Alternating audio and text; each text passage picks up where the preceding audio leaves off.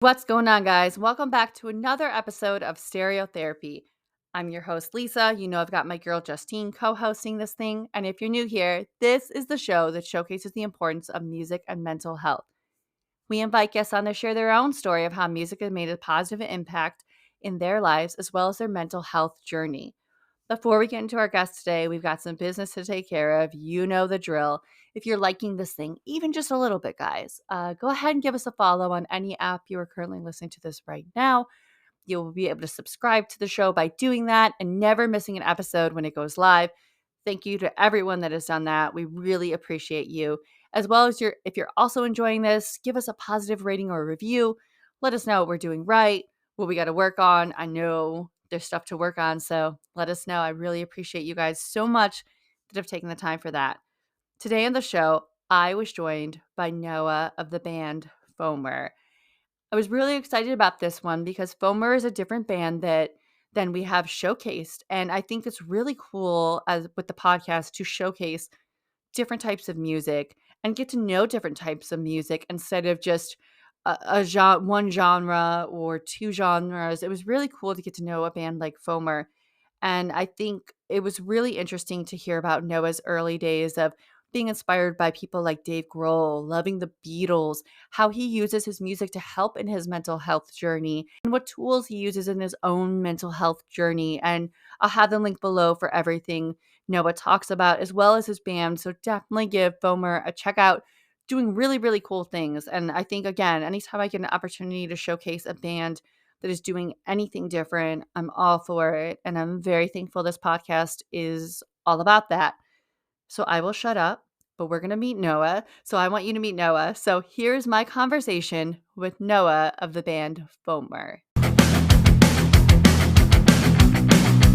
I know it's such a cliche thing to do, but if you want to just introduce yourself a little bit. So if anyone clicking on this is like, oh, I'm not really sure, whatever you want to say to introduce yourself.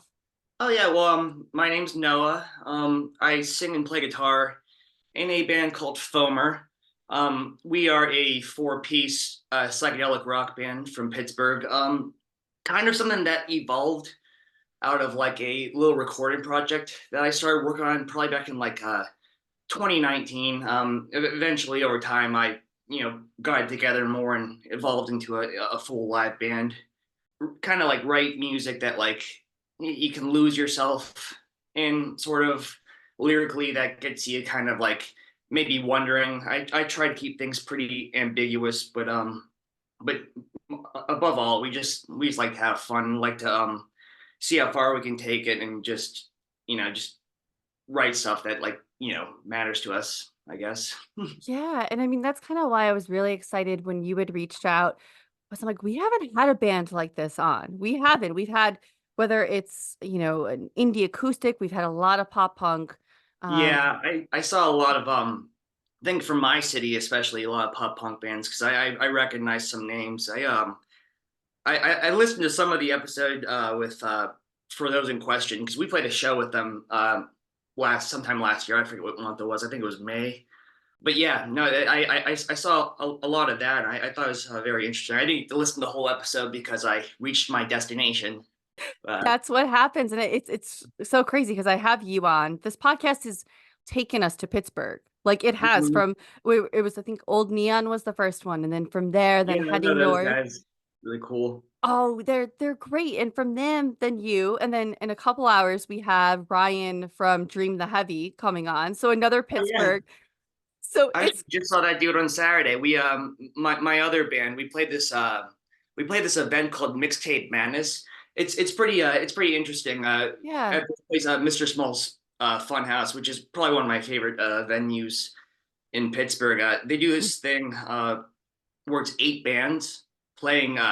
Each band plays two 10-minute sets Oh, with like wow. 5-minute changeover time, so everything's backlined. So over Yeah. the course of like 2 hours, eight bands each play two 10-minute sets. So it's like kind of like a live mixtape type concept. And Dream the Heavy was there. Yeah, and I was talking to those guys. They're great dudes. Some of the nicest dudes you'll meet. Like I don't know if you already have the episode with them or. No, no. So we're recording today. So like that's Oh, what's really really? cool. Yeah. So it was just funny how it worked out. And I said, and then when we had to reschedule, I was like, okay, I can fit Noah in here. And we have Ryan later at like 5:30. So it's perfect. And it's just how that worked out. I'm like, that's so cool. Oh, yeah, you'll have to tell them I say hi. I will absolutely like I just think that's so cool. And speaking of Pittsburgh, what do you think is so special? Like for anyone that's never been there, right? Like to that music scene, it seems from this podcast, it's just you guys have such a unique and awesome scene over there. How do you think that's either inspired you or what's so special about that to you? Well, the cool thing about Pittsburgh right now, and like the scene has really, from what I've noticed, changed a lot in the past few years. I think COVID really had a major impact because, and this is everywhere, because people were so deprived of live music. So Yeah. I think the approach to shows and the appreciation for shows changed. Pittsburgh's it's a small city. Like the geography is weird. So the scene is a little smaller, but it's cool because there's a lot of mutual support between artists. It's very inclusive. I really gotta commend my one friend Bala Rice because they run this Pittsburgh music tracker page. I don't know if you've seen it at all, but it's Oh, definitely a good one to follow because they really go out of their way to keep the scene connected, like announcing like who's playing on what day, where, who's yeah. releasing music. So I really appreciate stuff like that. So there's a lot of that kind of mentality in this music scene. The industry itself isn't present the way it is in like major music cities like Nashville Hmm. or LA, but there's a lot of different sounds and a lot of tremendous talent that like comes out of it, and it's just very interlinked. And I think that's what makes it so special because I think like the musicians really take a lot of pride in this music scene. It's I think I see it as something that's still growing, and I see it as something that's very promising. And I say promising because it's, like I said, like the actual like business, the major industry stuff isn't really here, which I mean might even be like a blessing in disguise because I think it Yeah. plays more into the DIY concept. But and I'm in three local bands. Foamer's my main thing. It's the one I write music for. It's my baby. But like Hmm. being able to like have that kind of collaboration with other people and get to know other artists, I think there's a lot of mutual support. So that's a good thing about Pittsburgh. And there's always shows going on, and there's like I'm always meeting new people just in the local scene just by playing shows and going to shows. So it's definitely something worth checking out if you're ever in the area. Like it's a very neat music scene. I'm sure everyone else says similar stuff about it. No, but yeah, that's the thing that I noticed because when I first had Old Neon on, and then there were other bands that had either reached out or just from them, they would put somebody out like, "Hey, we're playing this show with, or we're seeing this person." I was like, "This is really cool," because I'm originally from about 30 minutes from Chicago, and they moved out here to New Jersey, and it's like very different. But I liked that being in Chicago, there wasn't like you were saying, like with the industry stuff, it was all DIY. And there were some aspects, but I liked that because even visiting LA, I was like, I don't know, like no shade to them. I'm like, I don't know if Oh yeah. I don't know if I could ever do that if anyone that's their thing, that's amazing and incredible. But I think that's what's so special about places like Pittsburgh or even my suburbs of Illinois. You have these little DIY communities, and it's so special. Yeah, it's funny you say that you mentioned Chicago because that's Hmm. really a music scene I want to check out more because Yeah. a lot of my favorite artists are actually from there. So some of them which influenced a lot of my writing, especially for this EP. Yeah, and I was gonna ask about the influences of this EP because, I mean, I just feel your music for me when I was digging into it a little bit, it literally does take you on this journey. It's like especially songs like Brain Attack. You're on this. I'll listen to my, especially in the headphones. That's how I recommend anyone listening to this. Listen to it in your headphones. You get all those cool textures and sounds. What are some of those influences? Well, definitely a huge Pink Floyd influence. Hmm. I think that's actually most apparent on Brain Attack. Yeah. First time we played live, which actually yesterday was the 1 year anniversary of our first show. We played that. My friend Max came up to me. He's like, it's like do you like the album Animals by Pink Floyd? I'm like, yeah, I Yeah. do. I Yeah. was like, "Is that obvious?" But no, yeah, that was a huge Pink Floyd influence. And I think like especially with the sound, but like more so in the music to come after the EP. A lot of like subject matter, I'm trying to avoid like more redundant subjects and songs. I try to keep things ambiguous in general so people can like develop their own interpretation. And so I'm not too obvious about stuff, but like they rate about stuff like the music industry and like Mhm. society and we're human Mm. and stuff like that. So it's, I mean, like, I feel like so nowadays, so many people want to just write about like, relationships and Yes. breakups and stuff. And not that there's anything wrong with that. I mean, that's important stuff. I mean, it's part of being human, but like, Yeah. I'm trying to like dig a little deeper. So definitely a huge influence there. A lot of, modern psychedelic groups. We talked about Chicago. Post Yeah. Animal is one of my favorite bands. I don't know if you know them. No, I don't. You Which is should yeah, I gotta check them out. please do. Yeah, yeah. They one of the actors from Stranger Things, Joe Keery, he used to be in that band. Oh my gosh, I am loving his song. I can't think of the title of it, but it's all over TikTok about Chicago, and he goes back to Chicago, Mhm. Yeah, and it's End of I Beginning, I think. yes, and I could not believe that was him. Yeah, no, it's great. And the really cool thing is, so my friend Evan Yester, who he used to be my roommate, we recorded this EP in my basement. He engineered and mixed all the music, and he's done a whole bunch of his projects. He's still done drums before, and but anyway, he got me in contact with this guy, Adam Fine, who he mixed all of Joe's music, Yeah. so we got him to master this EP. Oh, So that was wow. really cool to have that little connection to like an artist I really admire and someone whose work Yeah. I really appreciate. So that was really cool, and I'm a big Joe fan. I like definitely his first album 2020 really had a significant impact on how I approached these songs for Foamer. Yeah. Oh, that's so cool. Like, that's what's so cool about these conversations too, is because I obviously Stranger Things, a huge fan. I love his Yeah. character Steve. He's like one of my favorites. But then realizing I know through TikTok, but whether love it or hate it, but that brought me to see, wow, he's got good music that we need to be paying attention to. And Oh that's yeah. so cool to have that in like, for you to bring that up, so if anyone listening, hey, go check it out, like, and Yeah. obviously your EP too, go check that, and Mhm. with it being out for a while, I think it was the 23rd it came out in February. I can't believe we're already at the end of March right I now. know it's flying by. It's Oh, freaky. yeah, it The really older I is, get, I swear, it's just like I need to like put the pause button just uh, on for a uh, second so I can take a nap. 100%, like, even looking at our little calendar, and I was like, "Oh, man," I remember, like, talking to you and scheduling this and other people too. I'm like, "Oh my god, like, we're here, like, what is going on? I need that pause button too," and what has been the response to it so far for you? It's been pretty positive. I've had people reach out to me and tell me how much they love it. I mean, at this point, I'm just relieved to have it out. It's like a weight off my shoulder because I mean, these songs are new to everyone except for me. I mean, Mhm. they're very old to me. I mean, I think Brain Attack, I wrote that in 2019 or Yeah. songs like that. But I kind of really started putting it together like around the time quarantine was, kind of like going through the part where we're uh, letting everyone back into stuff and letting people go out and do stuff.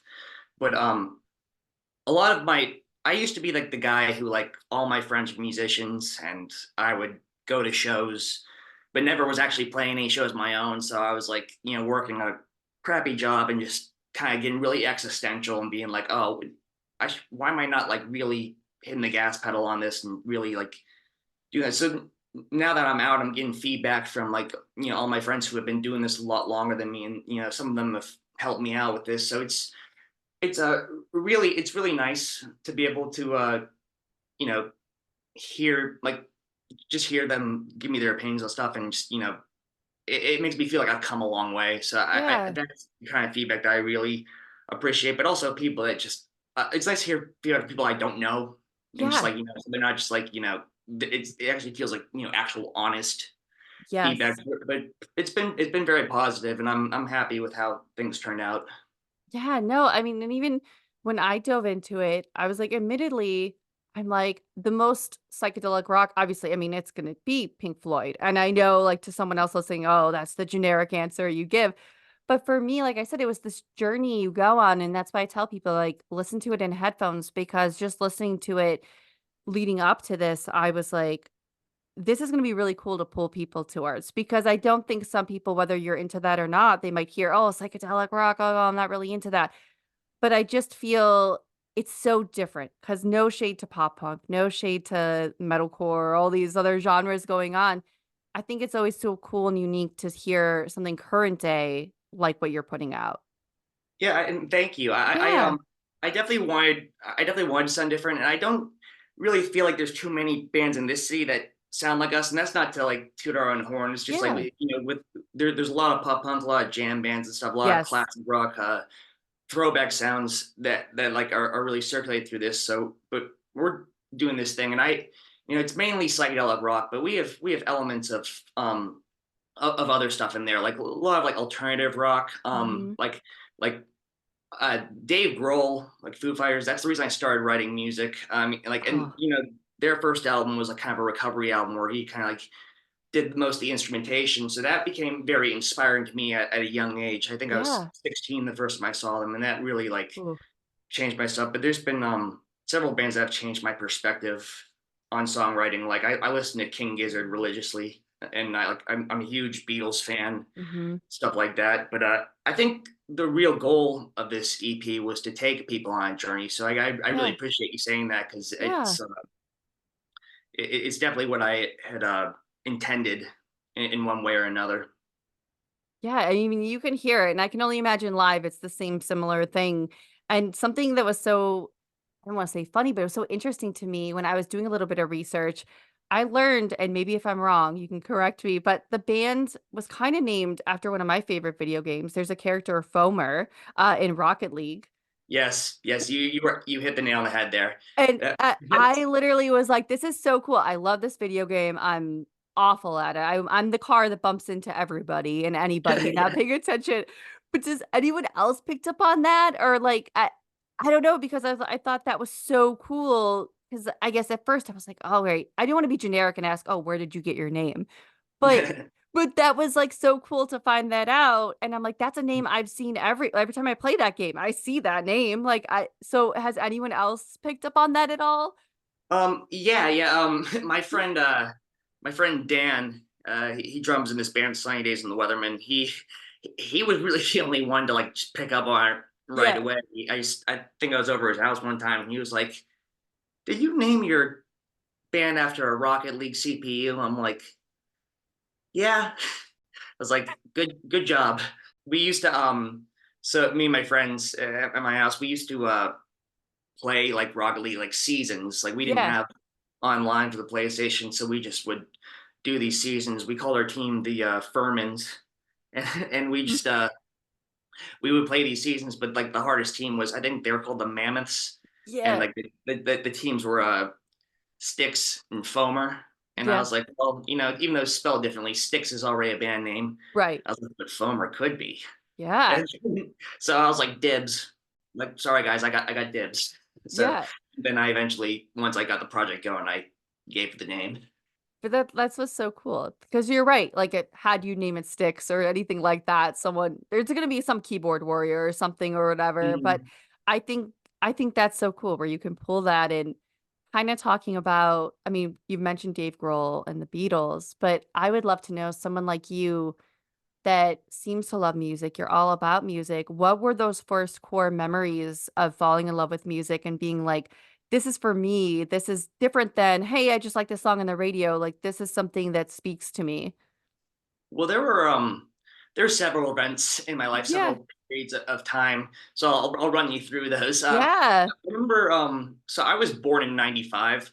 My parents were probably around my age now when they had me. So I remember growing up in like the late '90s, like just being like a toddler, and my living room there was just like a couch, a coffee table, a TV, and then like the real nice thing was like this stereo system, and like you could hold multiple CDs and all this, fancy Yeah. stuff at the time. Um, so I mean, a lot of those were my earliest introductions to music. A lot of grunge music, like their Mhm. 20 somethings in the 90s. So a lot of like Soundgarden. I still love grunge music. Yeah, same. I I remember my dad showing me my sister the White Album by the Beatles. Mhm. That was probably the first album I got like hooked on. Like I remember us like reciting the lyrics to Rocky Raccoon Yeah. and whatnot. And then my dad's also he's a musician, so there's always guitars laying around the house. Eventually, I would pick one up, but I remember I was very young. I think my mom wasn't home, so he got all the pots and pans. I think he was bored. He needed someone to jam with. He got all Yeah. the pots and pans and just sat my sister and I down, and we started playing My Generation by the Who. And I mean, that's Keith Moon, just chaos on the drums. Yeah. That's just like beating the crap out of these pots and pans with these wooden spoons and just him having fun. And then when I tried to do it when my mom was home, she would get mad at me. I didn't understand why. I'm like, I'm just trying to play the drums. And then when I was 7, I got really into Van Halen, and I thought Eddie Van Halen was the coolest dude ever. Mhm. Ironically enough, they released an album the year I was born, and I think my parents, like, there's home videos of this. They that's the only thing I would fall asleep to. Oh, that's awesome. Some parents will play like Mozart for their Right. kids, like for their cognitive development and whatnot. Yeah. But but Yeah. I got Van Halen, so I guess that did something to me. But Yeah. so I think I was like 7 years old. I picked up one of my dad's guitars, and you never really learned how to play it, but got really into like the whole lore surrounding it. Lost interest pretty quickly. Started playing like sports, little kid. But then around the time I was 13, so I was in seventh grade. I had like a general music class, and then we were going for winter break, and my teacher was like, "Yeah, when we come back, we're gonna dive into the guitar." And I'm like, "Oh no!" I'm like, "I'm gonna look stupid. I don't know how to play." I was like, and Yeah. I don't know what I was worried about. Not did anyone else, but Yeah. uh, but we get back, and like they showed us they gave us a chart. There was like three chords, C, G, and F, and I'm like, "Oh, like I can do this." So I go home. I'm like, "Dad, I learned three chords. Show me more." Mhm. And then he showed me how to read tabs, like guitar tabs, and then I kind of took it from there. I just started learning songs and kind of started developing my own taste. Kind of like really diving into like music that my parents listened to, and that took me in various directions. And then years later, I joined bands, and it kind of like ignited from there when I was like 13. So yeah, it definitely I made me want to like get into it. Yeah, and I give you credit for sticking with that because I wanted to learn I loved music. I wanted to learn guitar. My parents got me an acoustic guitar and I was really excited. I mean, we couldn't afford lessons, so I had no lessons. So I was like, "Oh, here's a tab book." And I remember learning those 3 tabs and then not having lessons and I think just not sticking with it. I'm kicking myself because I love music so much, but I just could not for whatever reason. I think again, if had I had someone that knew what they were doing and to be like, "No, here's your finger placement. Here's what you do. Here's how you do this," because I was looking up tabs online that I had no business playing. D There should have been nothing, and it was such a defeating purpose, so that's so cool where that brought you on that journey and, like, where you are today, and that's so cool. Yeah, I like looking back on that. It again, it makes me feel like it's been a journey. So Yeah. and I've met a lot of people, and like made so many friends through music, and like just having that, being able to share that with friends is really nice. Being able to like collaborate and pick other artists' brains and stuff. I think that's been one of the most exciting things about being part of a music scene. Yeah, like, I can think of so many like, I had somebody on oh gosh, a couple weeks I'm gonna try to remember the dates now. A couple weeks ago, and they were someone that I just met through Instagram, and they loved the same music, and they had followed me, and gosh, we were like it's been like 6 years of following each other, and had we not have music, we wouldn't have known each other, and then met face to face on Zoom, and just music has that connection, and those music scenes are so important. Like, without my music scene, I'm like, I wouldn't be doing this. Like, meeting all the different bands and the promoting I did, it led another, like, journey, although different than yours. It's another journey where it's like, had I not been into music and met these people, and just things would be so different, and music is so important. Oh yeah, no, it's definitely a big butterfly effect type thing. I mean, I had a similar thing. I mean, I I joined a band in high school. I started a band in high school with my friend when we were like 16. Yeah. And I remember like I met him at my friend's house who lived right down the street from me, and we were both gonna audition for the same, crappy punk band. Mhm. And so I was walking there, and we both showed up, and we got there, and we both just like started like jamming together, and realized that we had similar music taste that was kind of outside what these guys were playing. No, and I mean, no offense to punk music. Right. I mean, the band itself was Yeah. crappy, but I I mean, mean, that's a whole thing from the past. But we uh, all have those. We all have those bands too. I yeah. remember in my local scene too that these some bands we would go see at this little Wheaton Grand Theater, tiny place that, again, no shade to them. They were just those punks. I mean, they were legit punks with whether it was their hair or just how they carried them. Like, Mhm. there was no pop punk in that. It was legit punk and what you were seeing. And again, that who knows where they are now? Maybe I'm wrong, but I just was like, oh, I don't Oh know. yeah, for sure. Yeah, and like there was like no music scene at my high school like when I was like 16. So we met, me and my friend, and we formed a band just from that one encounter. And then Yeah. we eventually, played for a while. The bass player of that band ended up staying close friends with me. Like as we both went to college, he went to music school. We reconnected a lot right after college, and um, introduced me to all his musical friends, which are now some of my best friends, and like kind of like what helped me, acquire a presence in this music scene. So, Yeah. I think to myself, like when I was 16, if I didn't walk down the street with my Yes. guitar to my friend's house, I mean, this could have been a lot different. So it definitely a butterfly effect type thing. So and I think about stuff like that a lot. I get very Mhm. deep into it. The same here, like, even, there's a situation where it was last week when we put out the Bayside episode because I love the band Bayside, and I never thought anything of it. I always just do this for us and to help mental health awareness and just other music lovers like you, and because Bayside had shared a post that I had just tagged or hashtagged, whatever, that led to someone else seeing that in this other band that's coming on, and it's again, I think of stuff like that all the time, and whether it's in my musical journey or that, where, "Hey, had I not put a little hashtag, I wouldn't have this other great conversation I'm about to have." So it's so cool how the world works, and I love that you said that because I think even talking about music, like, we've had some people talk about it, but I think the way you just put it, so many are gonna relate to that. Yeah, definitely. And it's like even talking about your music, I know for songwriting is a huge role in your mental health. And for you, do you think that I know it's something to help you cope. In what ways has your songwriting or just music in general helped you cope? Um, well, playing guitar is always a way for me to unwind. Mhm. Uh, I mean, I can't tell you how many times I've had like a really, stressful day for probably like no reason at all, and Yeah. just felt very tense. But as soon as I pick up a guitar, it's just like relief. It's like I feel lighter. I can breathe, and then I can just Yeah. kind of lose myself in that. Songwriting definitely helps me like unwind and manage my emotions. I'm really the kind of person who always needs some kind of creative outlet in my life, and having that desire to create and make music kind of forces productivity, which kind of helps combat depression.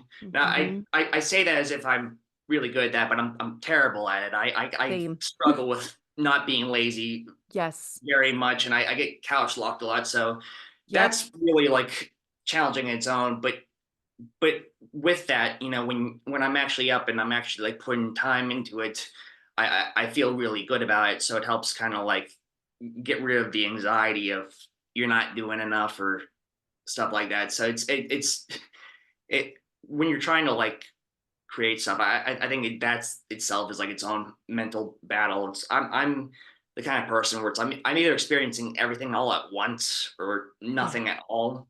Yeah. So I've had various points where like things would be stressing me out to the point where I can't even contain it. There's too much mental fog, so I have to let it out, and then that kind of bleeds into my songs. And like I don't like to just be in like my song, be like, oh, I'm sad. Here Yeah. I try to make it less obvious. I like try like decorate it with like kind of some kind of mask where it can be open to interpretation. I like the idea of like wondering what I mean, like kind of like intriguing people, or maybe I'll say something that might hit someone else differently, might be more applicable to their life. So I think from these like really low moments in my life, I think some of my favorite songs that I've written have come out of that. And I mean, I feel like that can be like good or bad, like depending on like the context of it. But it's definitely a healing thing for me for sure. Like writing music.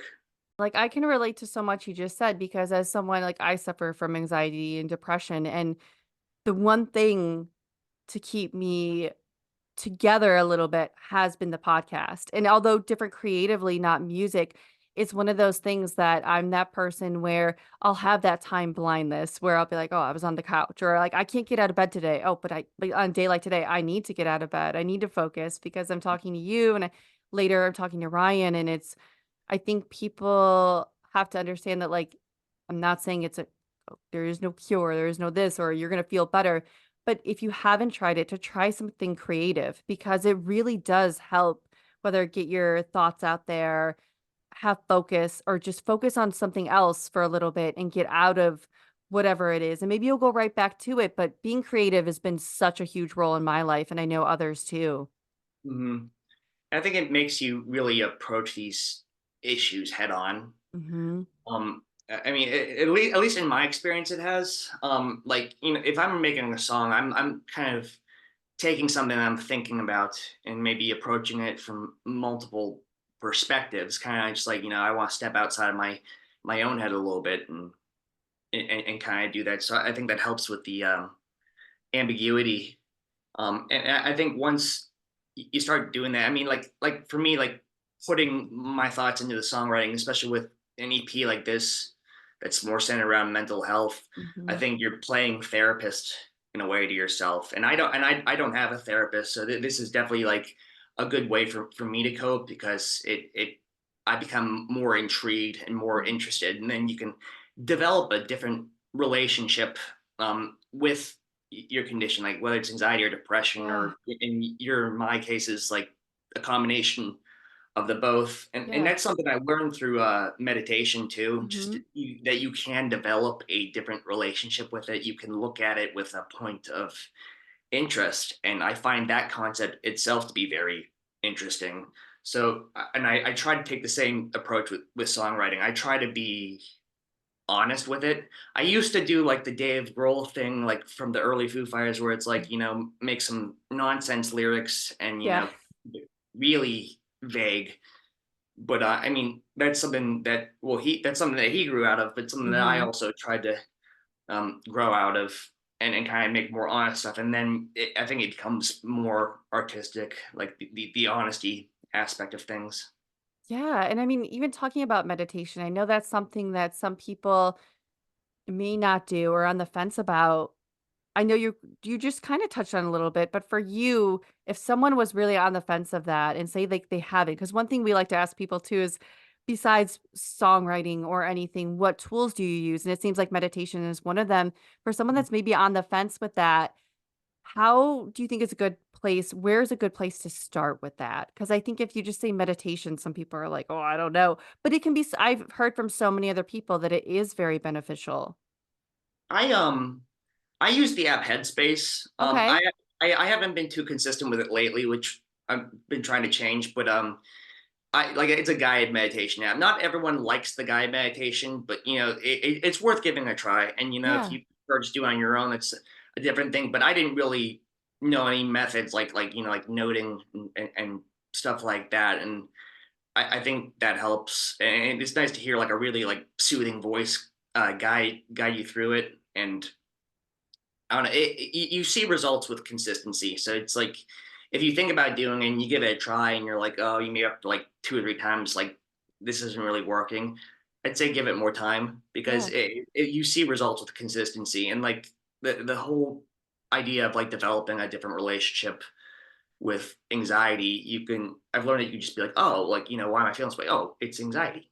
Like Mhm. that's what it is. You identify things. And I think when you're more consistent with that with meditating, you start just doing that like a second nature just in life. And again, these are just my experience with it. Not Yeah. everyone experiences things differently, but there's other things like I like to go outside. Mhm. Like I'll probably be doing that right after we finish up here because it's a Yeah. nice day. But like Yeah. getting some sunlight. I think a couple weeks ago, I was having like just a really bad like I just come off of a really bad mental health week, Mhm. and I went down to Frick Park, which is like this one park just like around the city.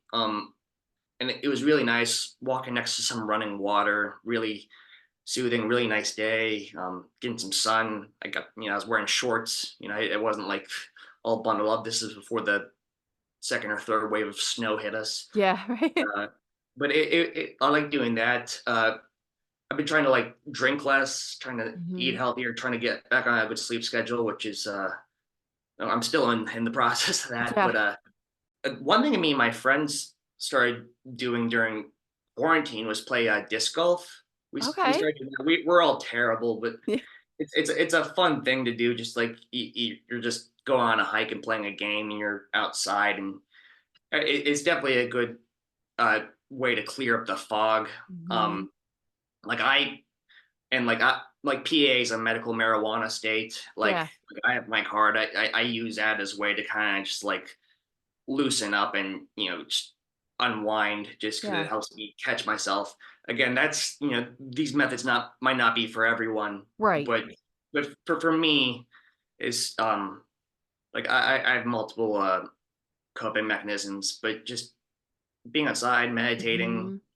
uh human interaction from time to Yes. time. Sometimes not having that helps, but a lot of times, sometimes if I'm around like one of my friends, usually it helps me, relax a little bit and just kind of like focus on, whoever's present or like whatever conversation we're having. It kind of just a little distracting my mind, kind of the same way that guitar does. Yeah. That's so I love everything you just said because it's so true. I think people it going outside is underrated, and I know that's really hard, especially when you are struggling to get out of the bed or off the couch and outside, but that's been key for me too, and especially now that it is a little better. I mean, it's cold here today, but getting outside, getting the sunlight, and having interaction, as hard as it is on those days, that's so true that maybe I didn't wanna go somewhere or I had plans and I'm like, "I'm having a bad mental health day," but when I go in and I'm there and I'm present, it it really does help, and I know that's a struggle, and again, not everybody's the same, but so many things you just said, I think are just they're gonna be so important, and I know that I just thank you for sharing all that because Oh that's yeah, yeah, I'm happy to. I really like having these types of conversations. yeah, and it's I mean, I guess I know we're in the year 2024, but it's like, I feel there still is a stigma of mental health. I mean, I know Oh yeah. accessibility is huge. I know that, but and that's something I've been struggling with. But what do you think we should do to help maybe further end that stigma? What would you like to see for you personally? Well, like I look back on like because I've struggled with my mental health for a long time. Mhm. When I was like in fourth and fifth grade, I would be like living in the counselor's office, and I really felt burdened. I felt like I was a burden to everyone, and everyone made me the other way. Mhm. Because you think back in like 2004 or 2005, no one cared about mental health, No. Yeah. understood things, and No. and like it's like the teachers, like my parents, people who were supposed to be my friends who were bullying me for having anxiety. Like I Mhm. like it a lot of weight for a 10-year-old to carry. Now, Yeah. had I been born 10 years later than I have, like my story would be a lot different there. So I definitely see that there has been progress. It's something that I care about very much, mental health awareness, just because of my experiences with it and the fact that like, I know a lot of other people do it. Like we all live equally as vivid of a life. And I think in order to like, get further with that, I think it's important for everyone individually to look at very in depth how they treat others. Mhm. I think it's very easy in the world of self adoration. We live in the world of like TikTok, Instagram. A lot of focus on the self. Mhm. I think that kind of like leads to a lot of main character syndrome developing. So I think it's important. Like when I go out in public now, I look at if I see a crowd of people, it's like every person there is living a very vivid life. Yes. They take their encounters home with them. And Mhm. like I don't think people really think about that enough. I mean, like not to sound like redundant because you hear this a lot, but it's like you don't know what people are going through. So it's like, Yeah. don't like, and if you're struggling, don't like it's important to also still take accountability for your actions. Like I Yes. don't think it's right to like I've seen a lot of people, and I've been on the receiving end of this, like take out their frustration and trauma and stress on others, or in Mhm. that case, me. But like, Yeah. and I think what I really like to see is I like when there's like events that raise awareness. Like I really there's this one event that's like gonna be going on that in July that is raising awareness for mental health. I wanted us to play, but we have some schedule conflicts with a couple of my members. Yeah. But I like stuff like that. I think events where you can bring people in the same room, and I think it's a good reminder that you're not alone. Mhm. And I think it doesn't have to be looked at as a stigma. I mean, like Mhm. it's like anything else. I think it's a very generational thing too, because like I think the older you the older the generation you're addressing, I think the less understanding it's gonna be, because like just it's an environment thing. So I think creating positive environments that are a safe space for people who care about this kind of stuff. I think that's very important. I'm and again, looking back to when I was a kid and where Yeah. we are now, it's like there has been a lot of progress made, but not enough. So I Mhm. think it's important to like if you see someone struggling, like be there for them. Be understanding, give space when people need it.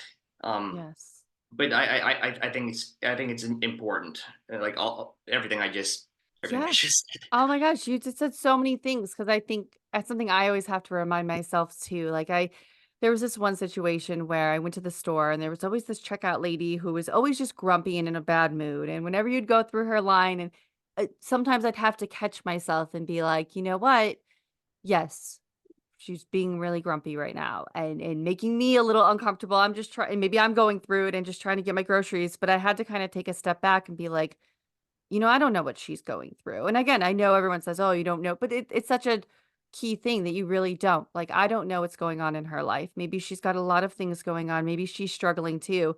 And I kind of just had to be like, instead of being and saying, "Oh, well, why is she so grumpy? I'm just trying to get my groceries," and realizing, "Hey, maybe I should put myself in her shoes that maybe she's struggling so much, but she needs this job. So here she is working and she has to power through." And with mental health, the lack of really accessibility and care and affordability too. So maybe, I mean, I don't know her story, but it was just, I really found myself where I had to say, look, even when I'm struggling, I am not, I've been guilty of a lot of things like pushing people away and just being more irritable in those moments. And again, taking it out, like you were saying, taking it out on the wrong people when I shouldn't be. And I think, again, if we just really just be there and not put the focus on people struggling either, because I think that's a lot of times too. You're like, you need to reach out. Well, if you're struggling, you may isolate, you may not reach out. And it's a hard thing to do. So, like you said, if you see, someone struggling around you,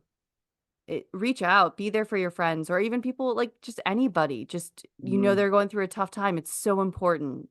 Yeah, and you mentioned like that woman, she's working. So, I mean, I think in the workplace especially, because Hmm. I think there's a lot of tendency, and again, it's a generational thing. When people sometimes tend to get treated more like commodities rather than human beings. Hmm. I think a good employer understands that people's problems don't just disappear when they clock in. Like Yes. you're juggling all that stuff. And I've had some terrible managers in the past who just didn't get it. It's like, why can't you get this done? I'm like, because my Mhm. mind is tangled and stuff. It's like, well, Yeah. I don't understand. I'm like, well, of course you don't. Right. But yeah, but I've had really good managers too. I work at a music venue, and one of the managers I had really understood that and knew how to treat people like human beings while still being good at their job and being a good boss. And I think then you get a better output because there's less pressure to appear okay. And Mhm. it's like, it's all right. People know that I'm not 100%, so I can still, function with the comfort that people at least know. And it's like you gotta like draw a line at some point because you don't want to let people too much into your like personal like medical life. Yes. So I think it's just the mutual understanding that we're all human. I think plays a Yeah. part in the workplace, and I think the individual that you were talking about maybe was like you don't know the implications of how things work at that Yeah. store, and you don't know if she's being treated wrong or if there's something going on outside that you still bring to work with them. So it's like I think that's the important thing too is like not reacting too hard even when someone makes you Mhm. feel uncomfortable because it's like Yes. okay, maybe they're just not handling this the right way. Like I'm not gonna go make it worse for them or W something like that. I've learned over the years just to like to pick your battles and like learn to drop yes. things. I think that's been a big learning experience for me, my personal development. No, the same thing for me, and I've had to learn that lesson, and also that at the end of the day, we're all just living life for the very first time. Like, I always have to remember that yes, maybe there's things that we don't like or we don't understand or someone doesn't understand us in our mental health, especially if you reach out and you get a different reaction. And I've kind of had to always tell myself that I guess when I look back and say like I'm 50 or what, someone may not like how I reacted at my age, right? They may be like, oh, you reacted just different or you weren't as understanding and we're going to make mistakes and we're going to do that, but if we're just understand that everyone is just trying their best and whatever their best is and we just have to have that compassion and it's just something I've taken. And again, like that lady at the store, and now I'll go through her line more where admittedly maybe I wouldn't because I'm like, oh, I just maybe not, and realizing that we just have to be there, and maybe I can make a positive thing instead of being someone that's, "Oh, you're cranky or grumpy," and having that energy, maybe just give her a little positive energy, and that'll help her day. I mean, who knows? Yeah, it can make a huge difference. I mean, Mhm. the same way that like music can do that. Like, it can Yeah. change the mood. Like one good interaction, one good song can really like Yes. turn your day around. I mean, like again, like it's not like, oh, now I'm cured. It's Right, like yeah. it gets you to the next point. It gets you like through and it's productive. This has just been so great, and I mean, I guess just to kinda, end this for you, and again, I'm so glad you came on, but for I'm 2000 so happy or you had me. Thank oh, you. oh my gosh, this is so great, and, 2024, I almost said 2004, gosh, but, 2024, what is next? What's going on with your project? Like, what are you most excited about this year? If we could, like, manifest anything, what are we gonna do for you? I'm excited about a lot right now. Yeah. Where I have like an album like 99% of the way written, like a 10-song album. It's I'm really excited about we already play about half the songs Mhm. live already. But we're gonna probably start recording it next month. We just record in my basement and we get a good sound down there. So hopefully get that album going, get some singles out this year and probably have the whole finished product by sometime uh, early to mid 2025. Definitely want to take my time with it, but actually, all three of my bands want to do recording too, like this year. So there's gonna be a lot of recording. I'm Yeah. excited for that.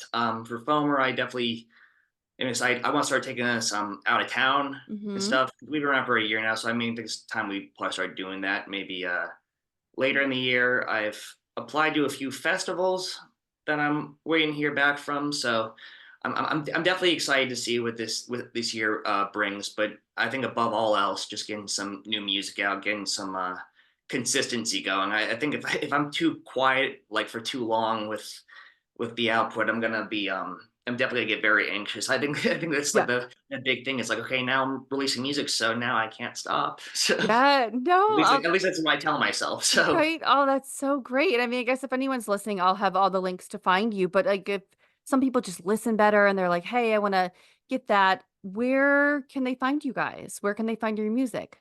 well, just, like on all streaming platforms. Right. On social media, we're most active on Instagram. Okay. It's a Foamer underscore music. And you can find all our other stuff on there. Like we got the link tree in the Mhm. bio, and that takes us to like Perfect. Facebook and whatnot, and all that stuff. Spotify, Apple Music. We're on Bandcamp. Don't get us mixed up with that other Foamer band Yeah. on Bandcamp. There's like some band from New York on there that's like only on Bandcamp. So, but it's Okay. like I think it's like Foamer like dash PGH. You'll see our logo and stuff. But Perfect. I mean, I guess Spotify would be like Yeah. the most preferred listening platform. But yeah, no, follow us on Instagram. Perfect. You'll find everything else from there. Yeah. No, Yeah. and I'll make sure I'll be careful too when I'm putting that link for Bandcamp and, like, make Oh yeah, sure that I have no, it now. I'll send it to you. Perfect. Yeah, Perfect, but again, like, this has been so great to meet you and have this conversation. I know it's gonna help further end that stigma, and that's what we hope, and I appreciate you being so open to because I know for even me, it's yeah. not the easiest to come on here sometimes and be like, "Let me talk about my mental health," but it helps, and No, it definitely helps, and this is, I mean, this whole conversation right here is Mhm. it's doing a lot for me, like Yeah. more than you can tell, Yeah. and I'm very happy I came across your page. I'm very happy you're so quick to get back to me and so willing to Yes. have me on here to talk about this and talk about our music, yeah, I'm very thankful. So it's been really nice meeting you too, Lisa. Yes. Seriously. Oh my gosh, yes, and I know and all right, guys, that was my conversation with Noah of Foamer. Again, can't thank Noah enough for coming on the show. It was such a great conversation and such an honest conversation about mental health, and I really appreciated everything he said, and I know a lot of people will too from his perspective. I hope you go give Foamer and you go check them out on all the socials. I have all the links. Noah was so kind and sent me all the links, so I've got all the proper links. Everything is below. Go check him out. He's wonderful. His band is wonderful, and they're just doing cool things. I'm really excited about showcasing a band like this. And again, I know this is Monday. We have another episode coming your way on Thursday. You're going to meet another Pittsburgh band, and I'm really excited about that as well. So you're going to hear that. And Justine will be on that one. She was not feeling well, but she will be back. I promise you. But I would say I will see you next week, but we will see you guys in a few days. We will see you guys on Thursday when you're going to meet our next guest. We're really excited about that, and we'll see you then. All right. Bye, guys.